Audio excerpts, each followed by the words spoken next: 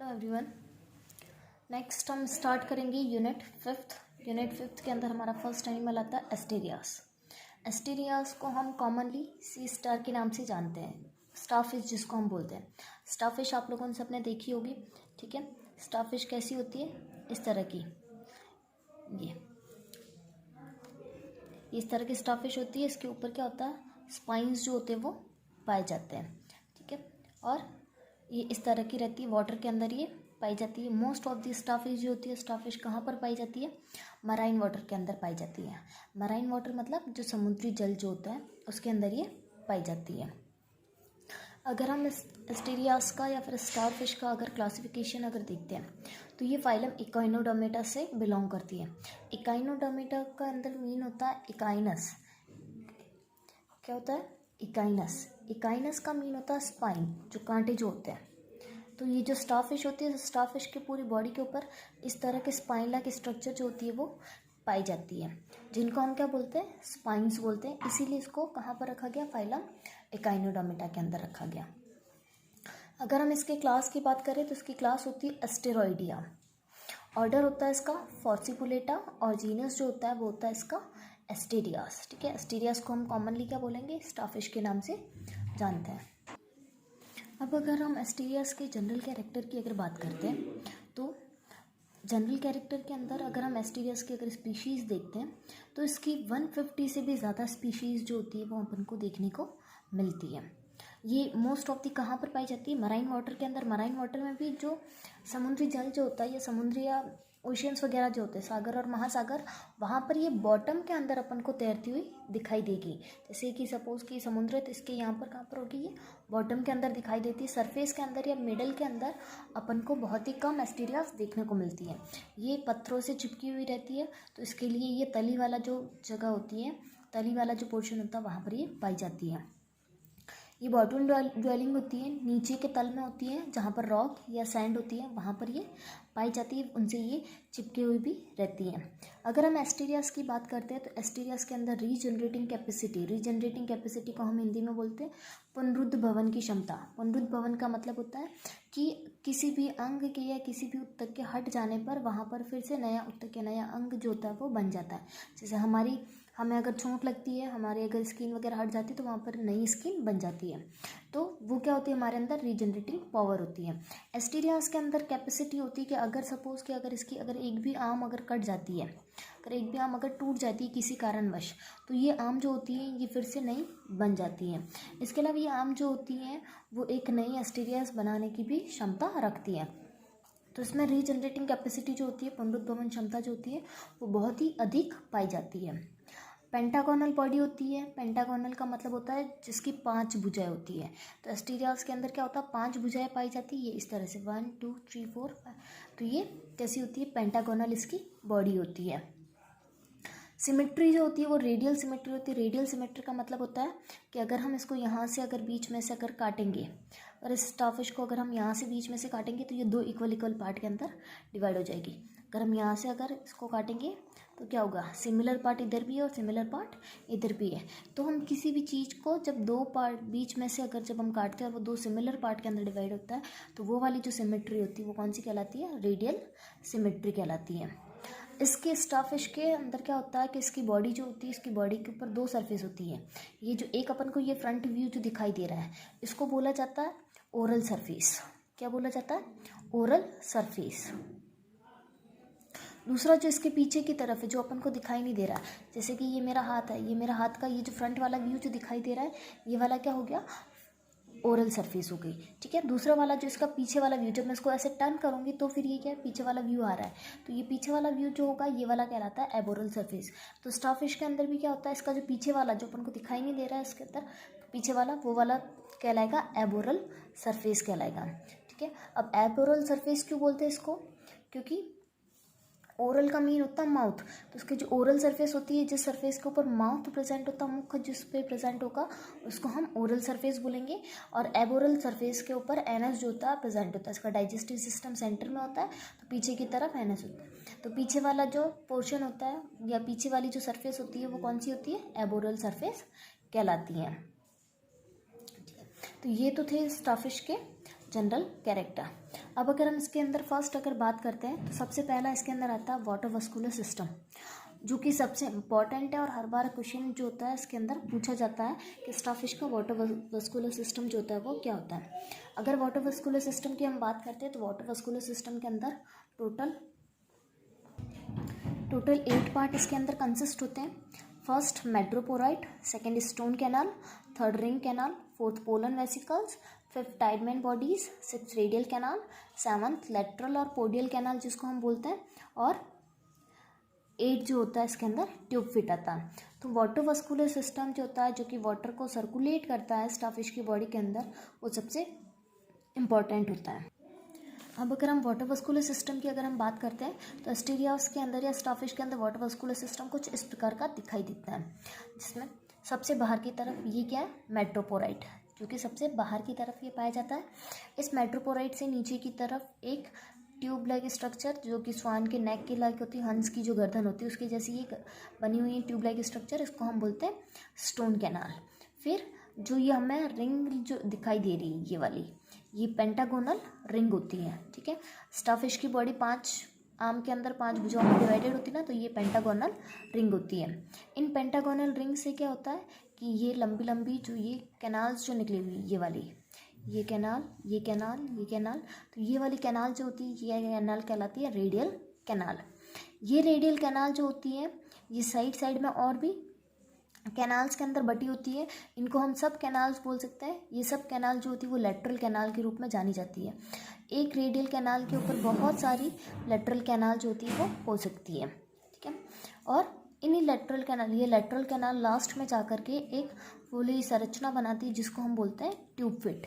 अगर हम tube fit की अगर स्ट्रक्चर अगर देखें तो ट्यूब फिट जो होता है वो इस तरह से दिखाई देता है, जिसका ऊपर का फूला हुआ पार्ट जो होता है वो एम्पुला होता है, नीचे की तरफ ये जो स्टैंड जो होता है वो स्टैंड इसका पोडियम, और सबसे नीचे की तरफ इस ट्यूब फिट के अंदर क्या पाए जाते हैं, शक्कर पाए जाते हैं।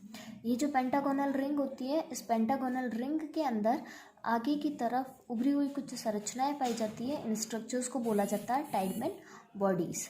एस्टेरियास के अंदर क्या होता है, ये जो टाइडमैन बॉडीज़ होती है इनका नंबर फिक्स होता है। किन्हीं किन्हीं एस्टेरियास के अंदर ये 9 नंबर में होती है।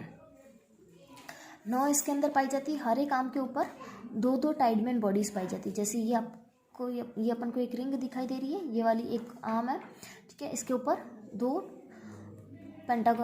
टाइडमैन बॉडीज़ प्रेजेंट है, लेकिन जहाँ से स्टोन कैनाल निकली होती है वहाँ पर केवल एक ही टाइडमैन बॉडीज़ पाई जाती है। दूसरी यहाँ पर क्या होती है, स्टोन कैनाल जो होती है वो आकर के जुड़ जाती है। तो इसके लिए इसके अंदर टोटल टाइडमैन बॉडीज़ जो होती है वो कितनी पाई जाती है, 9 टाइडमैन बॉडीज़ पाई जाती है।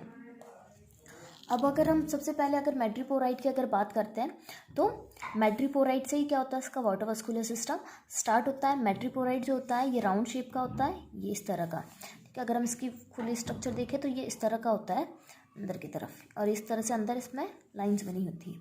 तो ये राउंड होता है, और कैल्सीरियस प्लेट जो होती है, कैल्सीरियस प्लेट मतलब ये कैल्शियम की बनी हुई होती है। ये सी भी स्टार के अंदर कहाँ पर होती है, जो एबोरल सरफेस होती है। मैंने आपको भी पहले बताया था कि 2 सरफेसेस पाई जाती है स्टारफिश के अंदर, एक होती है ओरल और दूसरी होती है एबोरल। तो ये एबोरल सरफेस जो होती है, एबोरल सरफेस के ऊपर ये मैट्रीपोराइट, एबोरल सरफेस के ऊपर यह पाया जाता है। अगर हम इसके बात करें तो इस मैट्रीपोराइट के अंदर क्या होता है, इसमें बहुत सारे हेयर लाइक स्ट्रक्चर्स जो होते हैं वो पाए जाते हैं। इस मैट्रीपोराइट के अंदर ये क्या है, बहुत सारे हेयर लाइक स्ट्रक्चर पाए जाते हैं। पीछे की तरफ ये मैट्रीपोराइट किससे जुड़ा हुआ है, ये स्टोन कैनाल से जुड़ा हुआ है। ठीक है, और इसके अंदर एक छोटी सी सेक लाइक एम्पुला भी पाई जाती है। इसको क्या बोला जाता है, मैट्रीपोराइट एम्पुला बोला जाता है। और इसी मैट्रीपोराइट एम्पुला जो होता है उसके द्वारा क्या होता है, बॉडी के अंदर वाटर एंटर करता है।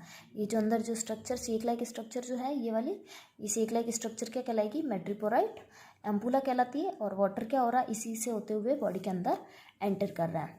अब अगर हम सेकंड बात करते हैं स्टोन कैनाल की, तो मैट्रीपोराइट नीचे की तरफ ट्यूब के अंदर खुल रही है। इस ट्यूब को हम क्या बोल रहे हैं, स्टोन कैनाल बोलते हैं।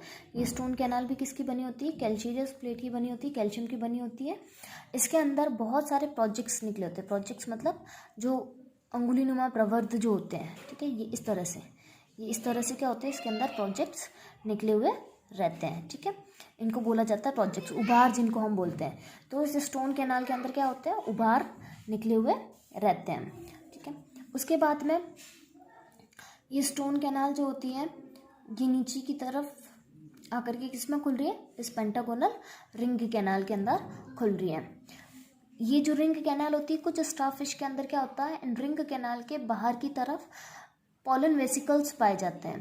पोलन वेसिकल्स जो होते हैं इनका नंबर जो होता है, जैसे अंदर की तरफ तो टाइडमैन बॉडीज है, बाहर की तरफ इनके अंदर क्या हो सकता है, पोलन वेसिकल्स पाए जाते हैं। ठीक है, वो किन्हीं किन्हीं ही स्टार सी स्टार के अंदर या किन्हीं किन्हीं एस्टीरियास के अंदर ही पाए जाते हैं, सबके अंदर प्रेजेंट नहीं होते हैं।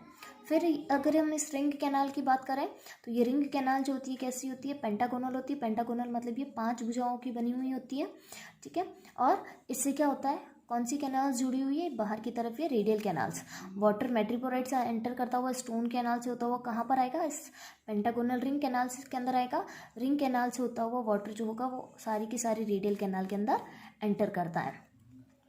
फिर अंदर की तरफ ये क्या पाई जा रही है, टाइडमैन बॉडीज। टाइडमैन बॉडी जो है वो कितनी है, ये 9 टाइडमैन बॉडीज होती है। अगर हम इनका कैरेक्टरिस्टिक की बात करें तो ये येलोइश होती है। येलोइश मतलब हल्के पीले कलर को लिए होती है। ग्लैंडुलर होती है क्योंकि ये ग्रंथिनुमा संरचना इस तरह से ये फूली हुई ये पाई जा रही है, तो ये कैसी है, ग्लैंडुलर होती है। और ये रिंग कैनाल के अंदर वाली वॉल से अटैच्ड होती है।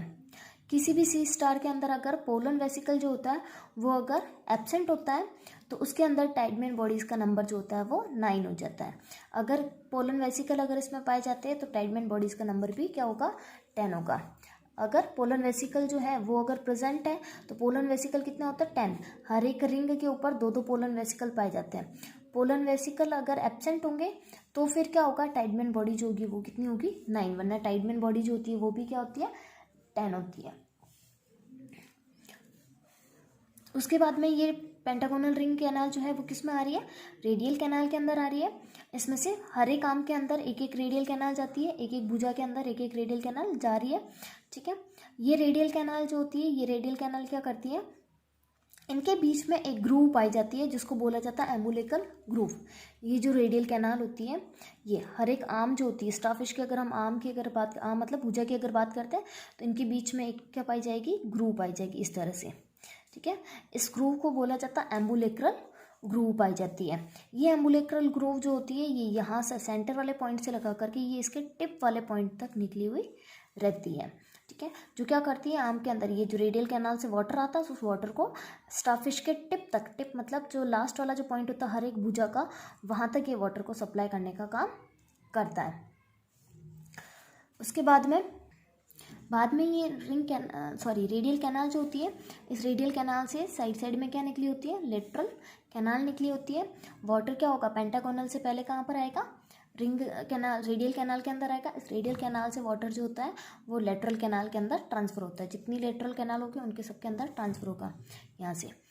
जब वाटर रेडियल कैनाल से होता है लेटरल कैनाल में आता है, लेटरल कैनाल से जब ये ट्यूब फिट के अंदर जाता है तो इसके अंदर क्या होता है कि एक वॉल पाया जाता है। जब ये ट्यूब फिट के अंदर आ रहा है तो यहाँ पर क्या होता है, एक वॉल पाया जाता है। जैसे ही वाटर इस लेटरल कैनाल से होता हुआ इस ट्यूब फिट के अंदर आ गया तो उसके बाद में इसका जो वापस बैक फ्लो जो होता है, ट्यूब फिट से कहीं वापस वाटर बैक में ना चला जाए, तो उस बैक फ्लो को रोकने के लिए इसके अंदर क्या पाया जाता है, लेटरल कैनाल और ट्यूब फिट के बीच में क्या पाया जाता है, एक वॉल्व पाया जाता है।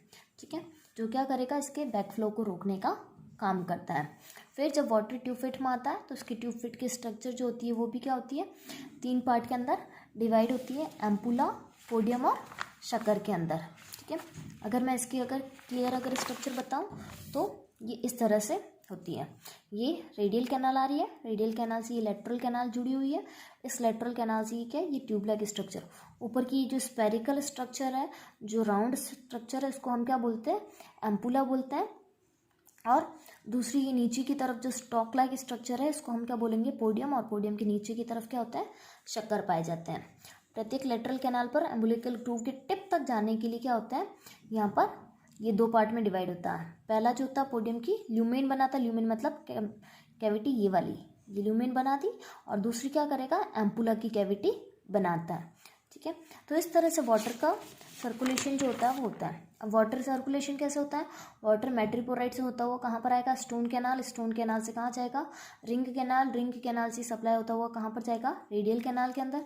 रेडियल कैनाल के वहाँ पर क्या पाई जा रही है, लेटरल कैनाल, यहाँ से ये लेटरल कैनाल के अंदर आ गया, लेटरल कैनाल से होता हुआ कहाँ पर जाएगा, ट्यूबफिट के अंदर जाता है, और इस तरह से वाटर बॉडी के हर एक पार्ट के अंदर क्या होता है, इसका वाटर का सप्लाई होता है। तो इस तरह से वाटर वास्कुलर सिस्टम जो होता है इसके स्टीरियास के अंदर काम करता है। Thank you.